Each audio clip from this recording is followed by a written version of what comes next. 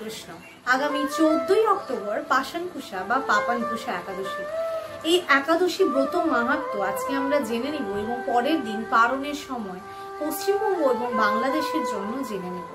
তো আপনারা যেমনটা জানেন, একাদশীর দিন আমরা কোনো প্রকারের দানা শস্য গ্রহণ করি না, যেমন চাল, ডাল, আটা, গম প্রভৃতি জিনিস থেকে প্রস্তুত কোনো রকমের জিনিস আমরা গ্রহণ করি না। এই দিন আমরা ফল মূল গ্রহণ করতে পারি, সেই সাথে যদি আমরা আলু, পেঁপে, কাঁচকলা থেকে প্রস্তুত কোনো জিনিস গ্রহণ করি তাহলে সেটি অবশ্যই সূর্যমুখী তেল বা বাদাম তেল থেকে রন্ধন করতে হবে। সরষা তেলের প্রয়োগ কোনোভাবে করা চলবে না। তো চলুন জেনে নিই আজকে এই একাদশীর ব্রত মাহাত্ম্য। আশ্বিন শুক্লাপক্ষিয়া পাষাণকুশা একাদশী মাহাত্ম্য ব্রহ্ম বৈবর্ত পুরাণে বর্ণিত আছে। যুধিষ্ঠির বললেন, হে মধুসূদন, আশ্বিন শুক্লপক্ষের একাদশীর নাম কি?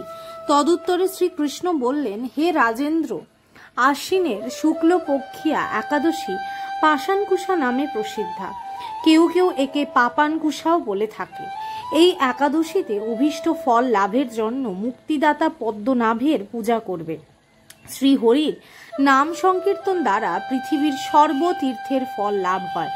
বদ্ধজীব মোহবশত বহু পাপকর্ম করেও ভগবান শ্রীহরির শরণাপন্ন হয়ে প্রণাম নিবেদনে নরক যাতনা থেকে রক্ষা পায়। এই একাদশীর মহিমা শোনার ফলে নিদারুণ যমদণ্ড থেকে মুক্তি লাভ হয়। শ্রী হরি বাসর ব্রতের মতো ত্রিভুবনে পবিত্রকারী আর কোনো বস্তু নেই। হাজার হাজার অশ্বমেধ যজ্ঞ এবং শত শত রাজসূয় যজ্ঞ এই ব্রতের শতভাগের একাংশের সমান হয় না। এই ব্রত পালনে স্বর্গবাস হয়, মুক্তি, দীর্ঘায়ু, আরোগ্য, সুপত্নী, বন্ধু প্রভৃতি অনায়াসে লাভ করা যায়। হে রাজন, গয়া, কাশী, এমনকি কুরুক্ষেত্রেও শ্রী হরিবাসর অপেক্ষা পুণ্যস্থান নয়। হে ভূপাল, একাদশী উপবাস ব্রত করে রাত্রি জাগরণ করলে অনায়াসে বিষ্ণুলোকে গতি হয়। এই পাষাণকুশা ব্রতের ফলে মানুষ সর্ব পাপ মুক্ত হয়ে গোলোকে গমন করতে সমর্থ হয়। এই পবিত্র দিনে যিনি স্বর্ণ, তিল, গাভী, অন্ন, বস্ত্র, জল, ছত্র, পাদুকা দান করেন তাকে আর জমালয়ে যেতে হয় না। যারা এ সকল পুণ্য কার্য করে না তাদের জীবন কামারশালার হাপড়ের মতো বিফল।